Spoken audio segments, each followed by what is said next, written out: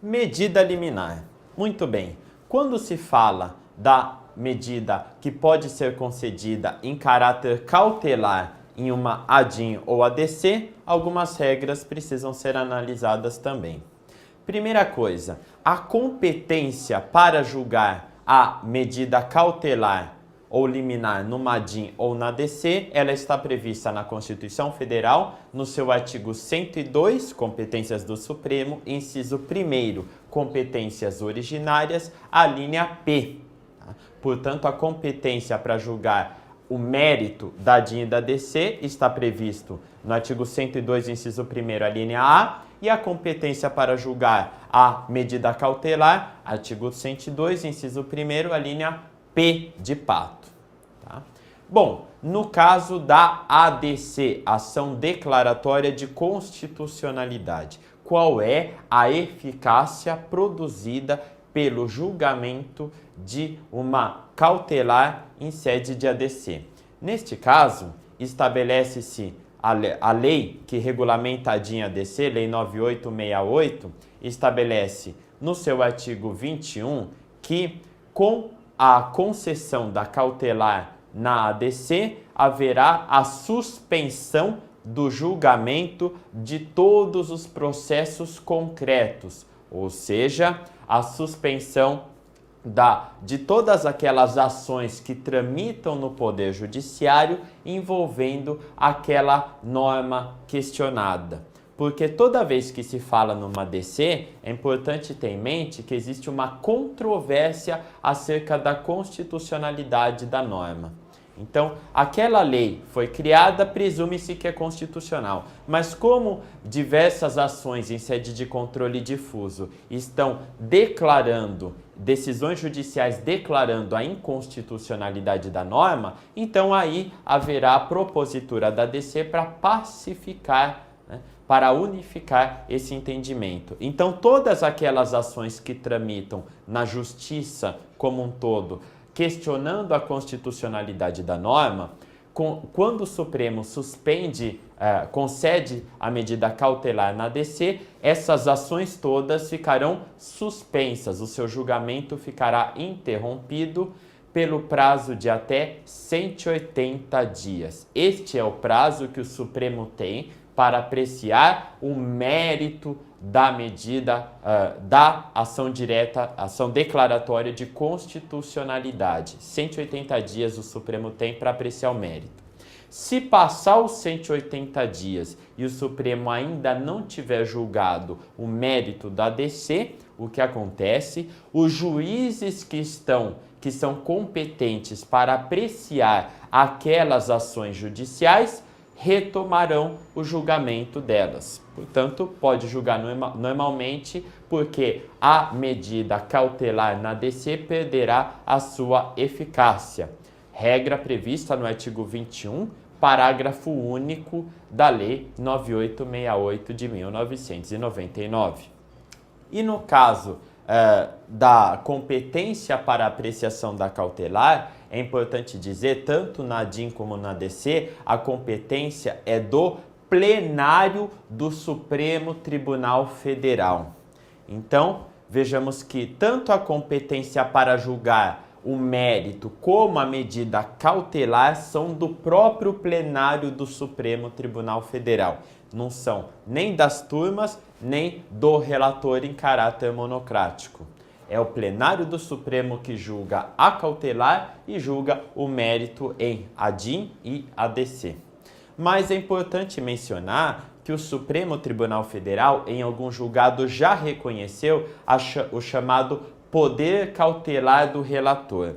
Isso quer dizer o seguinte: em caso de extrema urgência, o relator tem a possibilidade de apreciar monocraticamente aquele pedido cautelar no âmbito da ADIM ou da ADC, decisão essa que logo na sequência deverá ser apreciada pelo plenário do Supremo Tribunal Federal, seja para manter, seja para cassar essa cautelar em caráter monocrático. Tudo bem? Então, a competência é do plenário, embora o Supremo, sem que haja uma previsão legal, já tenha reconhecido o chamado poder de cautela, poder cautelar do relator para apreciar essa decisão, essa liminar, essa cautelar na ADIM ou na ADC. Bom, e a medida cautelar, ela produz que efeitos? A lei estabelece, no caso, artigo 11, parágrafo 1º da Lei 9868 de 99, dispõe que a decisão da cautelar na ADIM e na ADC, ela produz eficácia erga omnes, portanto, contra todos, e eficácia ex nunc, portanto, essa decisão ela não vai retroagir, ela não alcançará fatos passados. Então, só para dar um exemplo concreto, rapidamente, numa questão tributária, por exemplo, a empresa que está pagando um tributo, a partir do momento em que existe uma concessão de cautelar na ADC ou na ADIM, o que acontece? Essa decisão ela não vai alcançar os fatos passados, portanto, a medida cautelar não possibilita que a empresa obtenha a restituição daquilo que ela pagou do tributo, cuja inconstitucionalidade foi reconhecida em sede cautelar. Depois, no tocante ao mérito, aí sim teremos eficácia ex tunc. Portanto, a regra é que no mérito haverá uma retroação dos efeitos, alcançando tudo aquilo que foi praticado no âmbito daquela lei retirada do mundo jurídico. Na cautelar, não. Na cautelar, eficácia ex nunc, não retroage, portanto, é só dali em diante, da decisão em diante, que haverá a produção de efeitos da decisão do Supremo Tribunal Federal.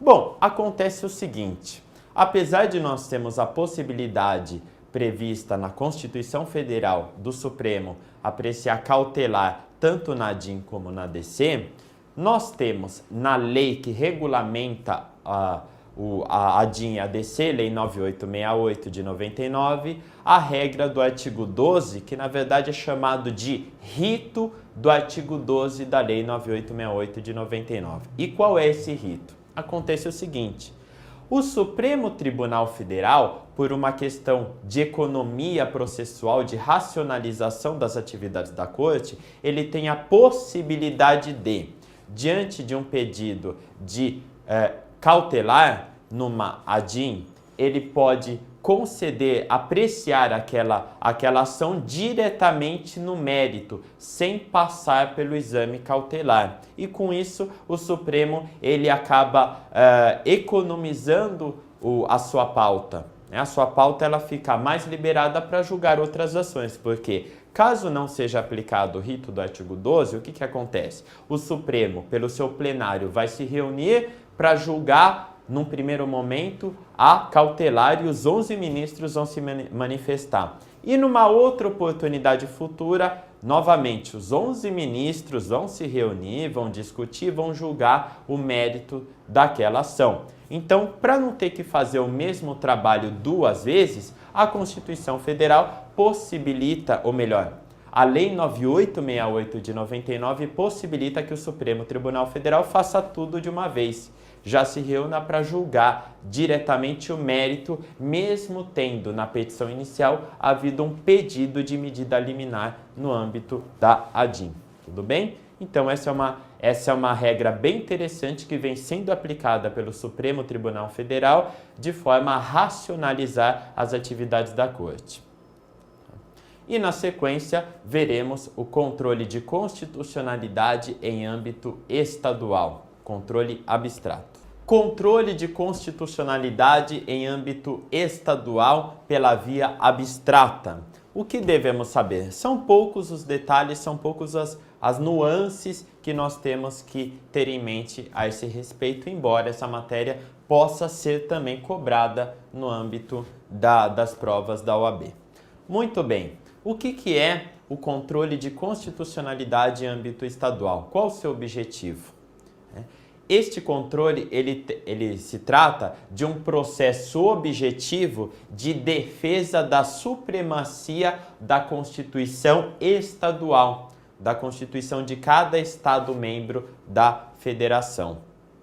Portanto, nós sabemos que os Estados-membros, no exercício do seu chamado poder constituinte derivado reformador, faz emendas constitucionais. E, de outro lado, o poder constituinte derivado decorrente, ele possibilita que os Estados-membros editem as suas respectivas constituições estaduais. E no caso do controle abstrato de âmbito estadual, cada Estado faz um controle abstrato, tendo por parâmetro como norma base a sua Constituição estadual. Tá? E o que é importante a gente saber? Qual é o objeto do controle de âmbito estadual? Uma lei ou ato normativo estadual ou municipal. Tá? Portanto, nós teremos no âmbito do Estado um tribunal do Estado, Tribunal de Justiça, verificando se as normas estaduais e as normas municipais, elas estão de acordo com a Constituição do Estado-membro. Então, leis do Estado de São Paulo ou leis de municípios do Estado de São Paulo podem ser confrontadas perante a Constituição do Estado de São Paulo. Tá? Nesse sentido, nós temos o âmbito do controle de constitucionalidade estadual, que tem previsão na Constituição Federal, no seu artigo 125, parágrafo 2º. Tá? A Constituição Federal possibilita que os Estados-membros exerçam esta atividade por meio da sua previsão no artigo 125, parágrafo 2º da Constituição Federal. Muito bem. Uma questãozinha que poderia ensejar dúvidas. É possível que este controle estadual ele tenha por base uma norma municipal questionada em face da Constituição Federal? Não, isso não é possível. Aliás, nós tínhamos esta previsão no artigo 74, inciso 11, da Constituição do Estado de São Paulo. O Tribunal de Justiça, portanto, ele não tem a possibilidade de aferir se uma norma municipal está em desconformidade com a Constituição Federal, porque o único órgão incumbido de fazer controle de constitucionalidade abstrato, tendo por norma de parâmetro a Constituição Federal, é o Supremo Tribunal Federal. O Estado-membro, portanto, por meio do seu Tribunal de Justiça, não pode realizar controle abstrato, tendo por norma de parâmetro a Constituição Federal e como objeto leis municipais. Inclusive, esta possibilidade estava prevista na Constituição do Estado de São Paulo, artigo 74, inciso 11 da Constituição Estadual, trazia essa possibilidade e esta regra foi declarada inconstitucional numa DIN perante o Supremo Tribunal Federal, a DIN 347, pela qual o Supremo ele declarou a inconstitucionalidade do artigo 74, inciso 11 da Constituição do Estado de São Paulo, que previa a possibilidade do Tribunal de Justiça analisar uma representação de inconstitucionalidade de norma municipal em face da Constituição Federal. Tá? Bom, legitimidade. Quem é que pode arguir essa inconstitucionalidade no âmbito do controle estadual? A legitimidade, nesse sentido, é só a gente fazer uma transposição das regras do controle de âmbito federal para o âmbito estadual. Então, nesse sentido, quando a Constituição Federal fala que o presidente da República é legitimado para propor a DIN no Supremo, então, controle estadual, ao invés do presidente da República, governador do Estado, ele pode propor representação de inconstitucionalidade não no Supremo, mas no Tribunal de Justiça, tendo por base norma estadual ou municipal. Então, sai presidente da República, entra o chefe do Poder Executivo em âmbito estadual, governador do estado. Sai mesa da Câmara e mesa do Senado, entra mesa da Assembleia Legislativa. Sai mesa da Assembleia Legislativa, entra mesa das câmaras municipais. Sai o Conselho Federal da Ordem dos Advogados do Brasil, entra o Conselho Seccional, é o Conselho do Estado da Ordem dos Advogados do Brasil. Sai o chefe do Ministério Público Federal, Ministério Público da União, que é o Procurador-Geral da República, entra o Procurador-Geral de Justiça, que é o chefe do Ministério Público Estadual. Tá? Então, é apenas uma questão de se fazer a transposição das regras. Partidos políticos continuam sendo legitimados a ingressar com a DIN. Ao invés de se tratar do Diretório Nacional, vai ser o Diretório Estadual do partido político. Né? Além disso, prefeito vai ter legitimidade. O governador não tinha legitimidade na DIN no Supremo, então aqui o prefeito também terá essa legitimidade, assim como a mesa da Câmara Municipal. Entidades sindicais ou entidades de classe de âmbito estadual também serão legitimadas. Tá? Então, é só fazer essa transposição das regras federais, adaptá-las para o âmbito estadual e teremos os legitimados com aquelas mesmas observações a respeito dos legitimados universais e dos legitimados especiais. Tudo bem? Bom, e existe a possibilidade de nós termos concomitantemente tramitando uma DIN no Tribunal de Justiça que questiona uma norma estadual em face da Constituição Estadual e uma DIN no Supremo Tribunal Federal que questiona aquela mesma norma estadual agora em face da Constituição Federal. O que acontece nesse caso? Nesse caso, havendo uma concomitância, portanto uma tramitação simultânea do DIN no Supremo e do DIN no TJ, as duas tendo por base uma norma estadual, só que uma atacando a eventual desconformidade da norma estadual perante a Constituição do Estado e no Supremo, norma estadual frente à Constituição Federal. O que acontece? Nesse caso, a gente tem a possibilidade de, quando o Supremo ele toma conhecimento daquela DIN que tramita no Tribunal de Justiça do Estado, o Supremo vai determinar a suspensão daquela ação no TJ de São Paulo ou de qualquer outro estado. Então, o Tribunal de Justiça ele não pode continuar apreciando a ação. A ação fica suspensa até o Supremo apreciar a DIN que tramita na sua corte. E quando acontecer do Supremo julgar aquela DIN, poderá haver a possibilidade de a DIN no TJ perder o seu objeto.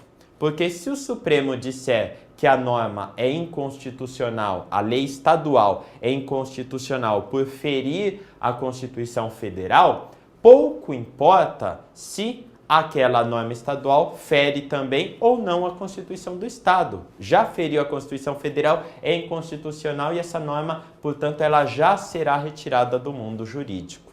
Tá? Então, nesse caso, não haverá por que essa DIN no TJ continuar tramitando. Tá? Então, essa DIN perderá os seus efeitos. Por isso que, normalmente, nesses casos, nós temos a DIN proposta diretamente no Supremo, que é quem dará a palavra final sobre o assunto. Tudo bem? Bom, quem é que participa do processo da ADIN em âmbito estadual? A gente viu que na ADIN de âmbito federal, que tramita no Supremo Tribunal Federal, teremos a participação do Procurador-Geral da República, que vai se manifestar exarando a sua opinião, emitindo seu parecer no feito, e teremos o AGU, Advogado-Geral da União, incumbido de fazer a defesa do ato questionado no Supremo. No âmbito estadual, é só fazer a transposição. Portanto, sai Procurador-Geral da República, que é o chefe do Ministério Público da União, entra Procurador-Geral de Justiça, chefe do Ministério Público Estadual. sai o advogado-geral da União, que chefia a advocacia pública de âmbito federal, entra o procurador-geral do Estado, que é o chefe da Procuradoria-Geral do Estado, que faz a advocacia pública da Fazenda Estadual. Essas são as regras que precisamos ter em mente, levando-se em conta o controle de constitucionalidade em âmbito estadual. E agora trataremos da chamada inconstitucionalidade por omissão, lembrando que este é um dos temas que passou a ser tratado apenas na Constituição de 88. Até então, não tínhamos o tratamento da inconstitucionalidade por omissão. Qual é a finalidade do controle de constitucionalidade por omissão? A finalidade é conferir eficácia às normas da Constituição Federal que dependem de uma complementação infraconstitucional. Portanto, uma complementação de normas constitucionais de eficácia limitada, que são aquelas que, para exarar todos os seus efeitos, dependem de uma complementação de âmbito não constitucional, mas de âmbito infraconstitucional, por meio de uma lei. E, aliás, essas normas constitucionais que dependem de uma complementação infraconstitucional trazem a chamada síndrome da inefetividade da Constituição, por conta das regras constitucionais que acabam não sendo observadas, não sendo devidamente respeitadas pela falta da tal norma regulamentadora que complementa o comando constitucional. E o controle de constitucionalidade por omissão, ele tem dois instrumentos básicos. O primeiro deles é a chamada ação direta de inconstitucionalidade por omissão. Nós temos a ADIM, de um lado, chamada ADIM genérica, que nós estudamos aqui, e agora temos também a ADIM por omissão. E essa ADIM por omissão, ela está prevista no artigo 103, parágrafo 2º da Constituição Federal. Portanto, previsão da ADIM genérica, artigo 102, inciso 1º, a linha A. E previsão da ADIM por omissão, artigo 103, parágrafo 2º da Constituição. De outro lado, temos ainda um remédio constitucional destinado a lidar com essas omissões constitucionais, que é o mandado de injunção. Mandado de injunção, previsto, como eu disse, é um remédio constitucional, portanto, está dentre os direitos e deveres individuais e coletivos do artigo 5º da Constituição, em seu inciso 71. Bom, ADO, Ação Direta de Inconstitucionalidade por Omissão. Esta é a sigla que consta no site do Supremo acerca das ADIMs por omissão que ele julga. Então, quem quiser fazer uma pesquisa sobre o tema, no site do Supremo, vai verificar pela sigla ADO. Tudo bem? Bom, e quais são os efeitos da decisão na ADIM por omissão? A própria Constituição Federal já estabelece estes efeitos. E no caso, ela dispõe que, tratando-se de órgão administrativo que tenha o dever de editar essa norma regulamentadora, ele deverá adotar as providências cabíveis no prazo de 30 dias ou um outro prazo tido como razoável. Portanto, no caso de órgão administrativo, a Constituição ela já estipula o que este órgão, incumbido de regular a norma constitucional de eficácia limitada, ele tem um prazo de 30 dias para fazê-lo. Tudo bem? E no caso daquela norma constitucional de eficácia limitada, depender de um ato do poder legislativo, ou seja, a norma constitucional depende de uma lei regulamentadora, lei em sentido formal, Aí a gente tem a Constituição Federal estabelecendo que o poder legislativo ele deverá elaborar, ele deverá tomar ciência da decisão naquela ADIM por omissão para adotar as providências necessárias. Quando se fala em providências necessárias, nós pensamos em deflagrar o processo legislativo para elaboração da lei regulamentadora. Aqui tem algum prazo estabelecido? Negativo. A Constituição não estabelece prazo para o Legislativo editar essa lei regulamentadora. Ele apenas deve tomar ciência e, tomando ciência, ele deverá adotar as providências. E se não fizer, aí a Constituição não estabelece nenhum tipo de sanção. É por isso que nós temos diversas normas constitucionais que até hoje não foram regulamentadas, mesmo havendo a propositura de adins por omissão. Problema que acontece com o direito de greve do servidor público, problema também que acontece com a proteção contra despedida arbitrária ou sem justa causa, e até recentemente a gente teve, por conta da apreciação da questão pelo Supremo, aí o Poder Legislativo foi tomar as providências cabíveis, mas desde 88 ele esperou cerca de 20 anos para só depois que o Supremo começa a mostrar que vai agir, aí o Legislativo foi tratar da questão. Então, por isso que se fala em síndrome da ineficácia das normas constitucionais. Muito bem, quem é competente para julgar ADIM por omissão? O mesmo que julga ADIM genérica, ou seja, Supremo Tribunal Federal. Além disso, é importante ter em mente o seguinte: existe a possibilidade, neste caso, de outros órgãos julgarem a ADIM por omissão. Porque esta competência, ela será do Supremo Tribunal Federal quando a norma a ser editada deva ser editada pelo Presidente da República, Congresso Nacional, Câmara dos Deputados, Senado Federal, Tribunal de Contas da União, tribunais superiores ou pelo próprio Supremo Tribunal Federal.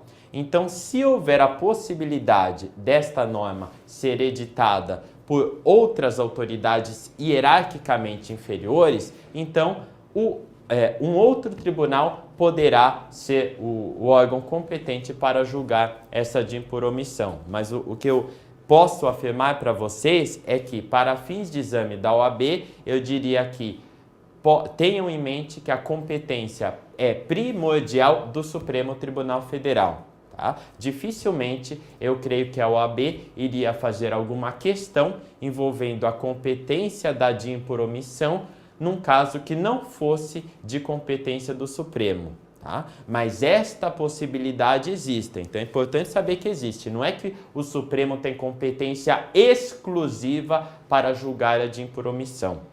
Não é uma competência exclusiva como acontece na ADIM genérica, mas na grande maioria dos casos é o Supremo o órgão competente. Tudo bem? Muito bom. Bom, e agora, no tocante ao mandado de injunção, qual é a eficácia da decisão? Porque quando a gente verifica o artigo 103, parágrafo 2º da Constituição, ela mesma diz: se for órgão administrativo, deve adotar as providências em 30 dias ou prazo razoável. Se for o Poder Legislativo, ele tomará ciência da decisão e aí deverá adotar as providências, mas não há fixação de prazo. No caso do mandado de injunção, a Constituição Federal ela também não estabelece propriamente nenhum prazo acerca da edição dessa norma regulamentadora. Mas diante desta omissão do tratamento pela Constituição Federal, acabou surgindo diversas teorias acerca da eficácia da concessão do mandado de injunção. Muito bem, então veremos agora as teorias acerca do mandado de injunção, lembrando que o artigo 5º, inciso 71, que prevê o remédio constitucional do mandado de injunção, ele diz que o mandado de injunção será concedido sempre que a falta de norma regulamentadora torne inviável o exercício dos direitos e liberdades constitucionais, bem como das prerrogativas da soberania, cidadania e nesse caso, a falta da norma regulamentadora, ela vai, portanto, inviabilizar o exercício de algum direito fundamental, de algum direito do cidadão, e aí o Supremo Tribunal Federal apreciando esse mandado de injunção toda vez que essa norma regulamentadora deva ser editada pelas autoridades de âmbito máximo da União, ou seja, Congresso Nacional, Câmara, Senado, Presidente da República, Tribunais Superiores, o próprio Supremo ou Tribunal de Contas da União. Tudo bem? Bom, e quais são as teorias acerca do mandado de injunção? A primeira é chamada de teoria não concretista. O que isso quer dizer? Pela teoria não concretista, os efeitos da concessão do mandado de injunção são os mesmos efeitos da DIN por omissão, ou seja, apenas há uma ciência ao poder omisso, ou seja, aquele órgão que deveria ter editado a lei regulamentadora e não fez, ele tomará ciência da decisão e mais nada.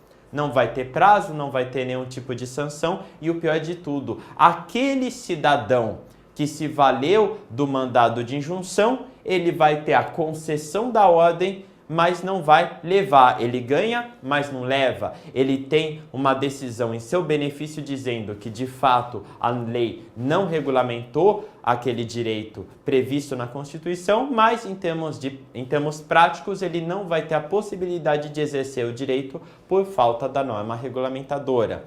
Esta teoria não concretista, ela era a posição inicial do Supremo Tribunal Federal. Então, durante muitos anos, desde a edição da Constituição de 88, o Supremo Tribunal Federal ele se limitava a dar ciência ao poder omisso, não tomar nenhuma outra providência. Teoria não concretista. Segunda teoria é a chamada de teoria concretista. Pela teoria concretista, declara-se a omissão constitucional e, além disso, aí vem o plus, aí vem o dado extra acerca da teoria concretista. Além de se declarar omissão, haverá a implementação do direito até que haja a regulamentação legal. Portanto, o Poder Judiciário, e mais especialmente o Supremo Tribunal Federal, ele não vai se contentar em dar ciência ao poder omisso. Ele vai possibilitar o exercício do direito. Acontece que a teoria concretista, ela tem algumas subdivisões.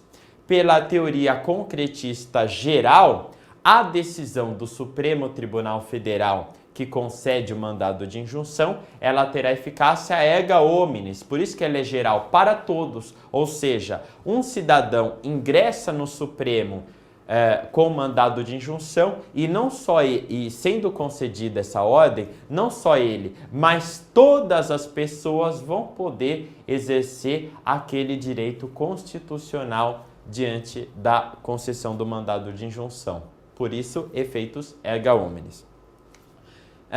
Além da teoria concretista geral, temos também a possibilidade da teoria concretista individual direta. Pela teoria concretista individual direta, o Poder Judiciário ele implementa imediatamente aquela regra, aquela norma constitucional que depende da lei regulamentadora. O próprio Judiciário vai possibilitar o exercício do direito apenas para o autor. Por isso que essa teoria se chama de teoria concretista, porque vai possibilitar o exercício do direito, só que individual, apenas para quem ingressou com o mandado de injunção e não para as demais pessoas. Não é erga omnes como na teoria concretista geral. Tá? E o exercício do direito ele se dá de forma direta. O próprio Judiciário já diz como se dará o exercício do direito.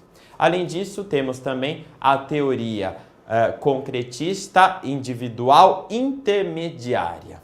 Neste caso, o Poder Judiciário ele ainda dá uma segunda chance para o poder omisso. Ele faz o quê? Ele vai fixar um prazo para que o poder omisso elabore a norma regulamentadora. Findo este prazo, aí o Judiciário, caso não tenha sido editada a norma regulamentadora, o próprio Poder Judiciário fixará as condições para o exercício do direito. Tudo bem? Então, Essas são as teorias acerca do mandado de injunção e com isso nós encerramos a análise do controle de constitucionalidade por omissão. Ressalto que este controle de constitucionalidade, em razão das diversas teorias e das possibilidades jurisprudenciais que o Supremo tem, inclusive vem evoluindo e mudando o seu posicionamento, não são muito prováveis de serem cobradas nas provas. Pelo menos nas últimas provas, desde o 4º exame da OAB, não houve a cobrança de controle de constitucionalidade por omissão. Mas como são poucas as observações, não custa nada estudar antes da prova, tá bom? Dando sequência ao controle de constitucionalidade, agora iremos analisar a chamada ADPF ou arguição de descumprimento de preceito fundamental. Trata-se também de um tema novo, um tema recente que vem ganhando seus contornos, as suas delimitações, principalmente por conta da jurisprudência do Supremo Tribunal Federal, jurisprudência mais recente que vem analisando alguns casos de grande repercussão no Brasil por meio de ADPF. Muito bem, a ADPF, ela surgiu na Constituição de 88, na redação originária de 5 de outubro, por meio de uma norma no artigo 102, parágrafo 1º da Constituição, que foi entendida pelo Supremo Tribunal Federal como uma norma de eficácia limitada, ou seja, o Supremo somente passou a analisar a ADPF depois do advento da lei regulamentadora. A lei que regulamentou a ADPF é a Lei 9882 do ano de 1999. Ela foi elaborada em conjunto com a Lei 9868 de 99, que regulamenta a DIN e a DC. Vejam só que a numeração delas é bem próxima. Lei 9868 e 9882. E as duas leis, o autor do anteprojeto foi o ministro Gilmar Ferreira Mendes, valendo-se da doutrina e da jurisprudência alemã. Então, ele teve grande importância na concepção desses dois instrumentos.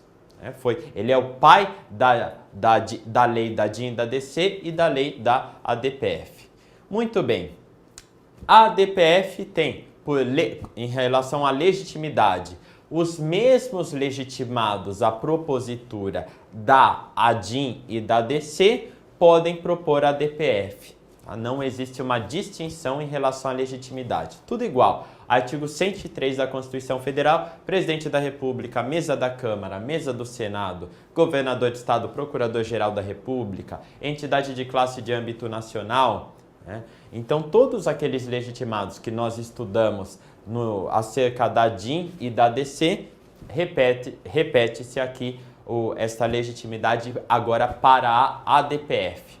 É só interessante saber que a lei da ADPF, ela tinha uma previsão inicial de que qualquer cidadão pudesse valer-se da ADPF no Supremo. Porém, essa previsão ela foi vetada pelo presidente da República. Ao receber o projeto de lei aprovado pelo Congresso Nacional, ele entendeu que não se deveria conceder a possibilidade de qualquer cidadão ingressar com a ADPF no Supremo sob pena de inviabilizar os trabalhos do Supremo. Cada cidadão ir diretamente no Supremo questionar alguma questão sob o ponto de vista da ADPF. Bom, e o que é preceito fundamental? A ADPF é a arguição de descumprimento de um preceito fundamental. A Constituição Federal, ela não disse o que seria a ADPF. Aliás, o artigo 102, parágrafo 1º, que trata da ADPF, ele apenas diz que o Supremo Tribunal Federal julgará a ADPF na forma da lei. Então, a Constituição remeteu a matéria para a lei regulamentadora, Lei 9882 de 99. Acontece que também a lei regulamentadora da ADPF não disse o que é preceito fundamental.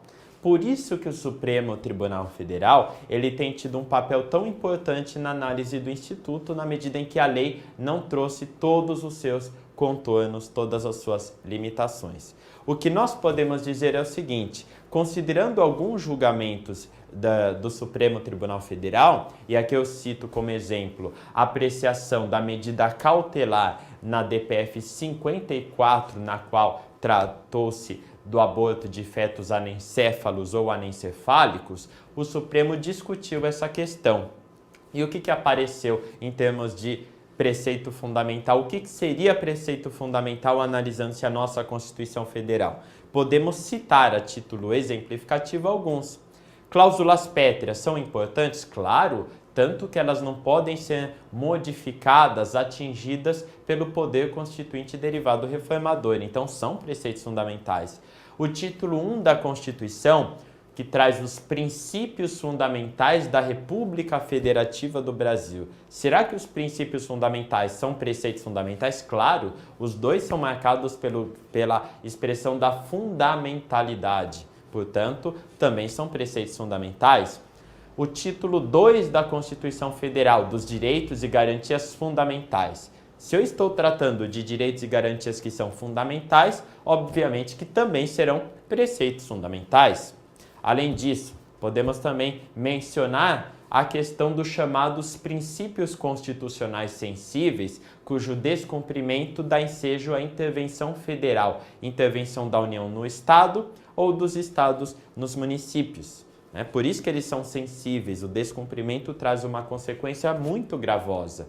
E se a consequência é tão gravosa, princípios constitucionais sensíveis previstos no artigo 34, inciso 7º da Constituição, também são considerados preceitos fundamentais.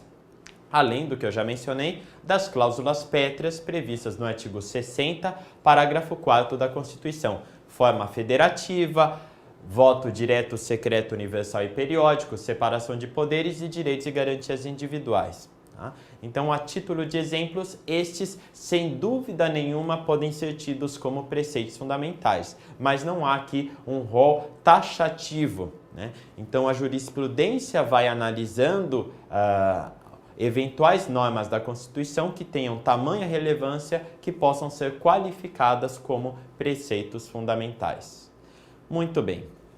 Quando se fala na DPF, a gente tem duas possibilidades. Uma delas é a chamada arguição autônoma, ou seja, uma arguição de descumprimento de preceito fundamental proposta diretamente no Supremo sem estar atrelada a nenhuma outra ação judicial.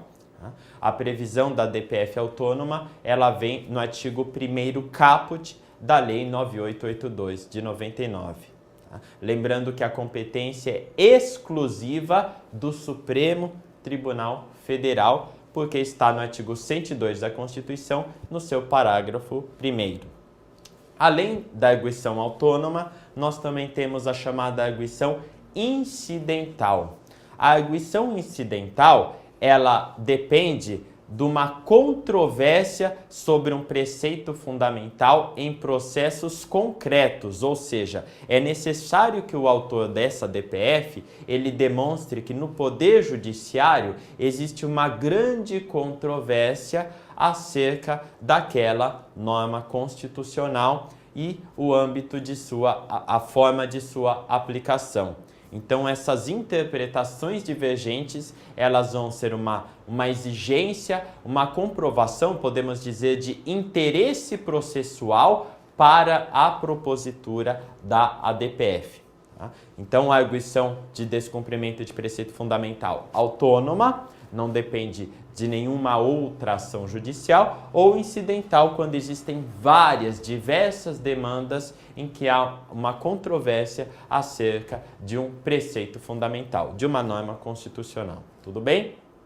Bom, qual é outro traço importante da DPF? A chamada subsidiariedade. O que isto quer dizer? Quer dizer que a DPF, ela somente é cabível quando não houver outro meio eficaz de sanar a lesividade, de sanar esse descumprimento do preceito fundamental.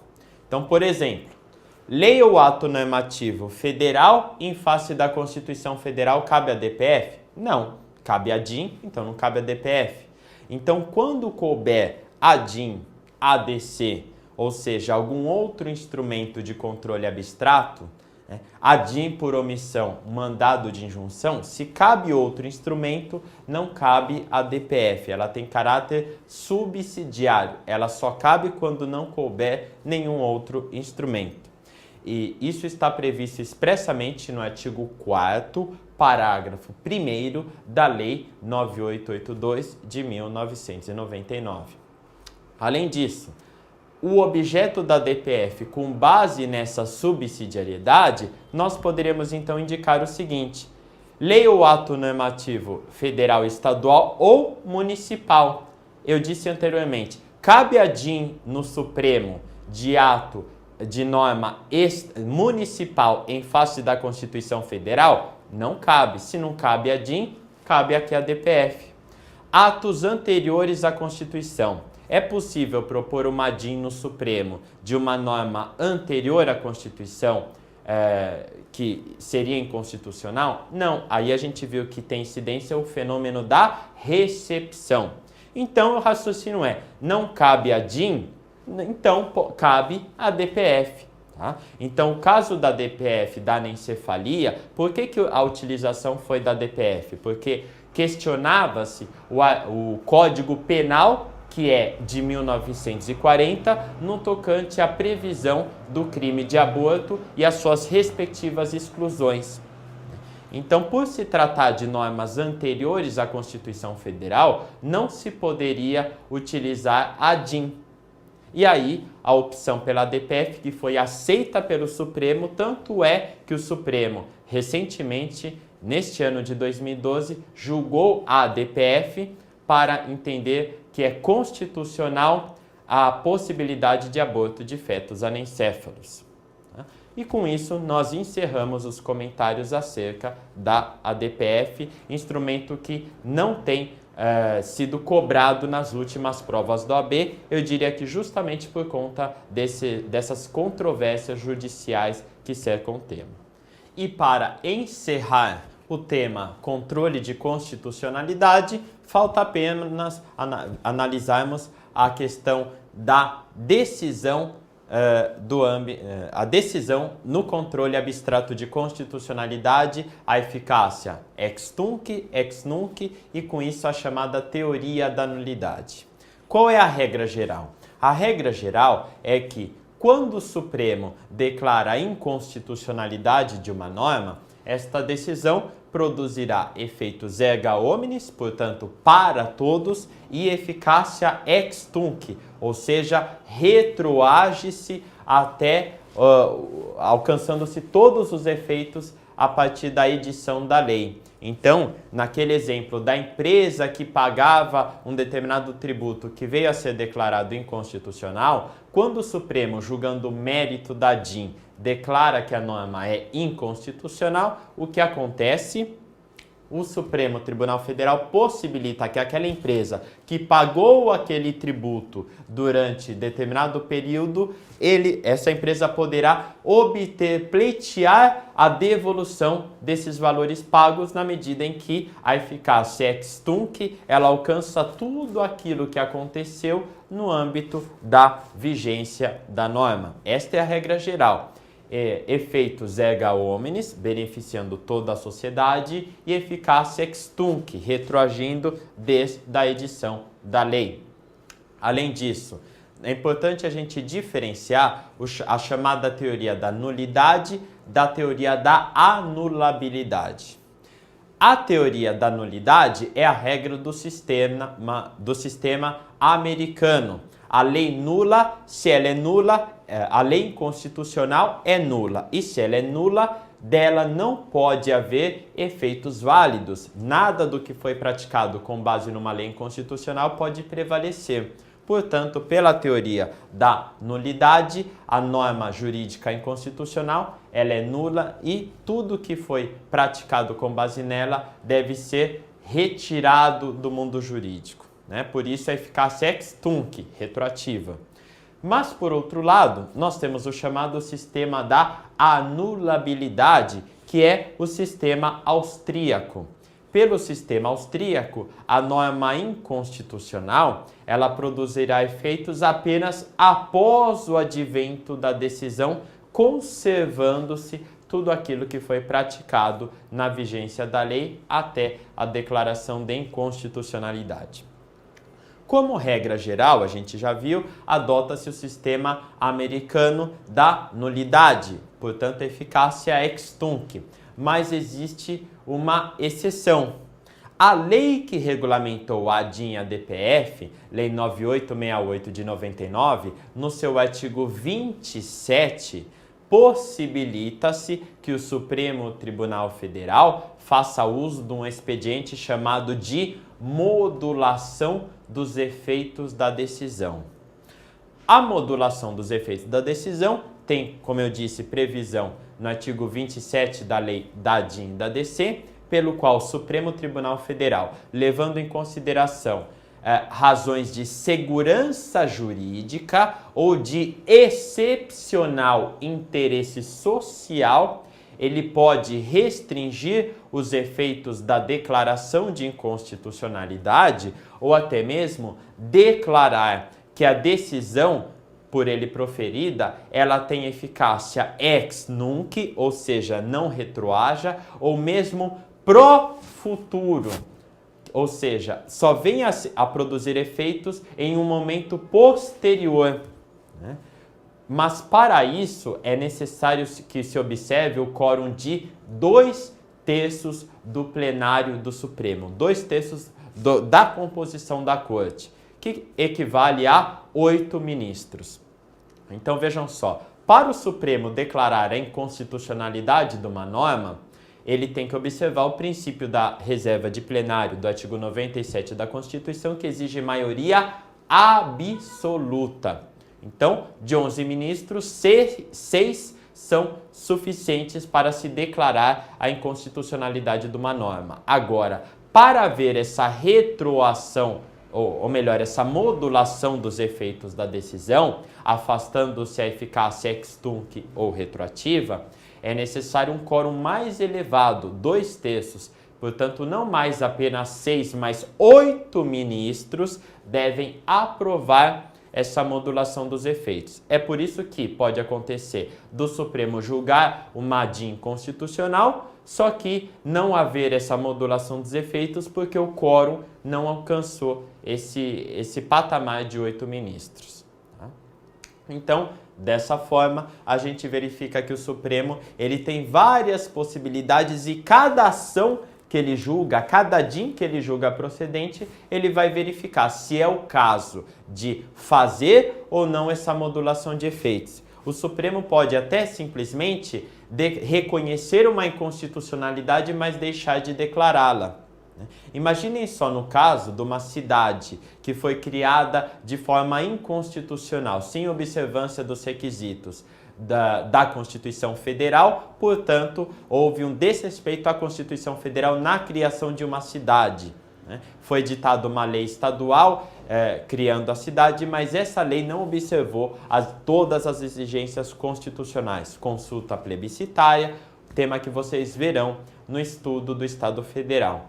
E aí, essa cidade ela foi criada, está funcionando por vários e vários anos, tem Câmara de Vereadores que já elegeu vereadores que estão fazendo leis para aquelas cidades, já tem lá um prefeito trabalhando, ela tem toda a sua estrutura administrativa funcionando, pessoas estão nascendo e sendo registradas como cidadãs desta nova cidade, aí vai lá o Supremo num belo dia e diz que a lei que criou a cidade é inconstitucional, então, pela eficácia retroativa ou ex tunc, essa cidade teria que deixar de existir. Ou seja, não existe mais aquela Câmara de Vereadores, todas as leis que foram editadas são nulas, todos os atos administrativos do prefeito são nulos, essas pessoas que nasceram naquela cidade vão ter que obter uma nova certidão de nascimento, considerando o município anterior, então seria tamanho caos jurídico por conta da declaração de inconstitucionalidade dessa norma que a lei possibilita que o Supremo preserve os efeitos da decisão. Como eu falei, por conta de 2 fatores, razões de segurança jurídica ou excepcional interesse social, certo? E com isso encerramos finalmente o tema controle de constitucionalidade, que eu volto a dizer para vocês, tema dos mais importantes. Tá? Eu tenho quase certeza que uma das 7 questões que vocês terão para responder no exame da OAB será sobre controle de constitucionalidade, né? Com alguma chance pequena ainda de serem cobradas 2 questões ou nenhuma, tá?